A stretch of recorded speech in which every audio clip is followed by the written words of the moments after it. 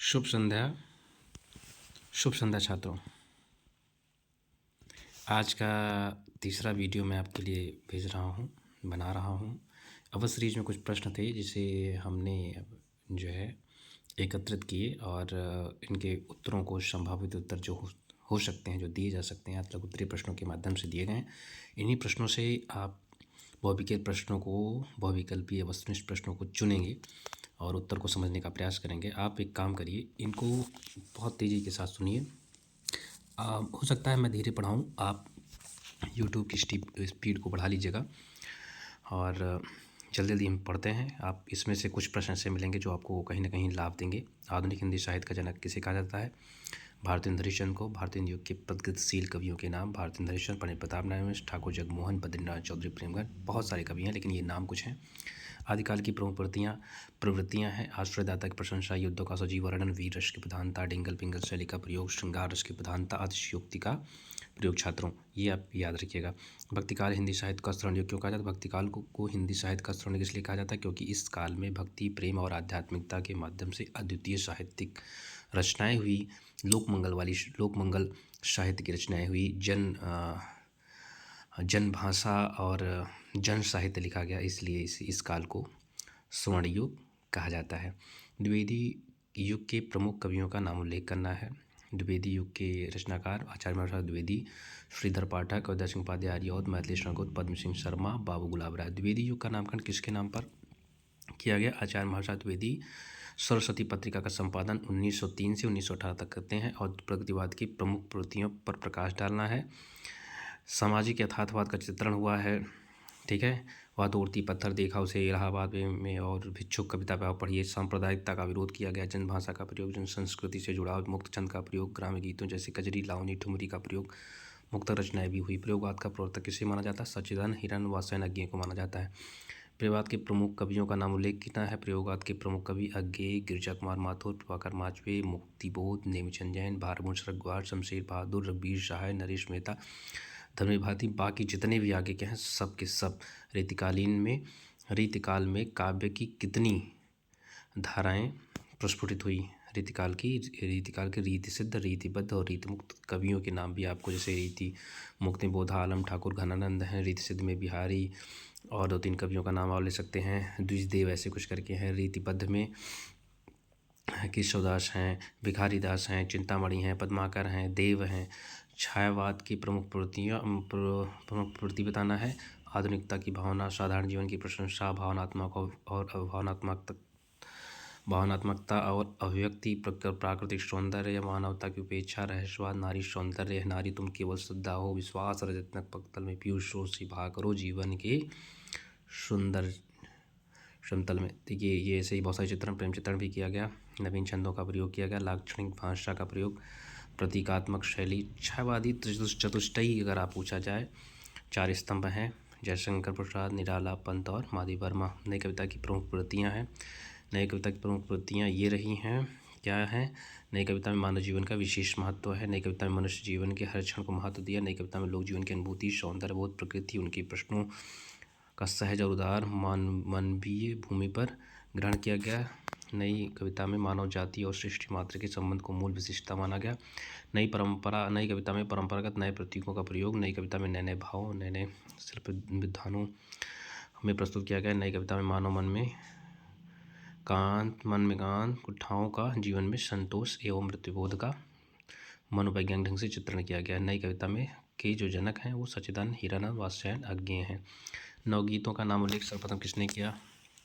नवगीत में सबसे पहले महाप्राण नित्यानंद ने संकेत दिया। नित्यानंद ने अपनी एक रचना नवगीत नवलय, अगर आपने कविता पढ़ी होगी बीड़ावादनी वर्दे, उसी कविता में ये बात उन्होंने कही है। नवगीत की संख्या के तौर सर्वप्रथम मुद्रित प्रयोग नवगीतकार राजेंद्र प्रसाद सिंह 1958 ने किया। सूर्य की रचनाओं के नाम बताइए। सूरसागर, सूरसावली, साहित्य लहरी और सूरदास को जो प्रसिद्धि मिलती है सूरसागर से। सूरसागर ग्रंथ किससे प्रभावित है? श्रीमद् भागवत या उसका प्रेरणा स्रोत वहीं से है, भागवत ग्रंथ से। सूरदास की भाषा शैली, भाषा जो है ब्रज है, सूरसागर ब्रज है और वाग वैदिक शैली और गंभीरता और लोक शैली की मासूमियत का प्रश्न। दीक्षा गुरु कौन है? वल्लभाचार्य हैं। सूर्य की रचनाओं से प्रमाणिक है तो साहित्य लहरी की प्रामाणिकता संदिग्ध है और बाकी जो है ये माने जाते हैं चंद्रवरदाई के वंशज हैं। ठीक है, इतना महत्वपूर्ण नहीं, छोड़ देता हूँ उसको। सूरदास की भक्ति कृष्णा श्रयी शाखा के हैं और सूरदास सूरसागर में 12 स्कंद हैं। 10वें स्कंद में जो है वो ब्रह्मगीत की सार संग्रहित है या वहीं से लिया गया है। विद्यापति मिथिला के राजा शिव सिंह के दरबार में रहा करते थे। अभिनव जयदेव इनको जो है राजा शिव सिंह ने दिया था। और मैथिली को विद्यापति अभिनव जयदेव को उपाधि दी। ये मैंने अभी कुछ देर पहले वीडियो में आपको बनाया, उसमें आप देख लीजिएगा। विद्यापति के प्रमुख आश्रयदाताओं के नाम: आश्रयदाता राम मिथिला के महाराज शिव सिंह और राजा कीर्ति सिंह। तुलसीदास विख्यात हुए हैं। रामचरितमानस के और कबीर की रचनाओं के नाम: साकी शपथ रामायणी, जिसे बीजक में धर्मदास ने संग्रहित किया है। ठीक है। केशव किस प्रकार कवि हैं? रीतिबद्ध शाखा के श्रृंगारी कवि हैं। इन्हें कठिन काव्य का प्रेत कहा जाता है। केशव की रचनाओं का नाम उल्लेख करना है: रसिक प्रिया, कप्रिया, नक्शिक, छंदमाला, रामचंद्रिका, वीर सिंह देवचरित, रतन भावनी, विज्ञान गीता, जहांगीर जसनिका, बिहारी की बहुज्ञता है बच्चों, याद थोड़ा सा गलत हो गया है। बहुज्ञता पर संक्षिप्त प्रकाश डालना। बिहारी जो है विभिन्न प्रकार के ज्ञान को अपनी कविताओं में दिखाते हैं, जैसे आयुर्वेद, ज्योतिष, खगोल, गणित, राजनीति, विज्ञान और लोक संबंधी ज्ञान भी उनकी कविताओं और दोहों में दिखाई देता है।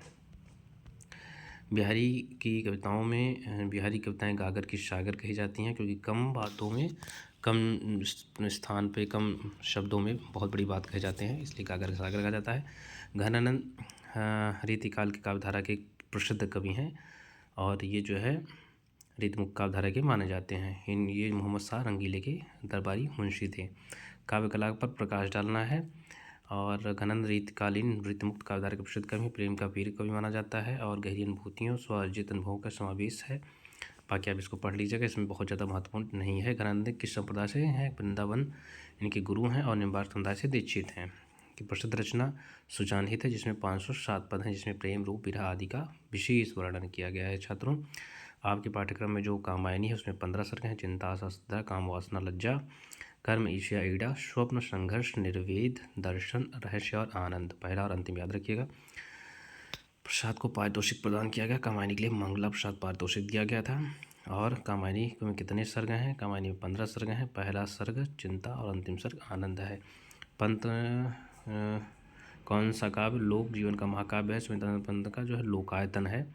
और पंत जी की किस कृति पर कब साहित्य अकादमी पुरस्कार? पंत जी 1960 में कला और बूढ़ा चांद के लिए साहित्य अकादमी पुरस्कार मिला। और चिदम्बरा पर इन्हें जो है मिला ज्ञानपीठ पुरस्कार। आप देख लीजिएगा। पंत जी की कौन सी कविता आपके पाठ्यक्रम में है? प्रथम रश्मि, मौन। इस प्रकार से बहुत सारी कविताओं के बारे में, जो कवि के बारे में पूछेगा उनकी कविता के बारे में भी पढ़ लेगा। थोड़ा सा शीर्षक और कविताएं भी एक बार आप ध्यान में रख लीजिएगा।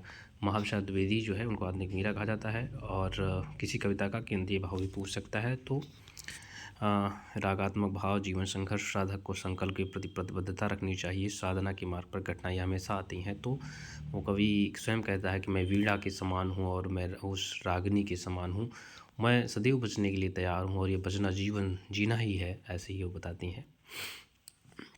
इन जीवन की सच्चाई संघर्ष और संघर्ष से में कभी भागना नहीं चाहिए। महादेवी वर्मा किस यामा के लिए उनको जो है 1982 में ज्ञानपीठ पुरस्कार दिया गया। अज्ञे जी जो है सचेतन हिरण्यवासन अज्ञे शेखर एक जीवनी पर काव्य और उपन्यास दोनों लिखते हैं।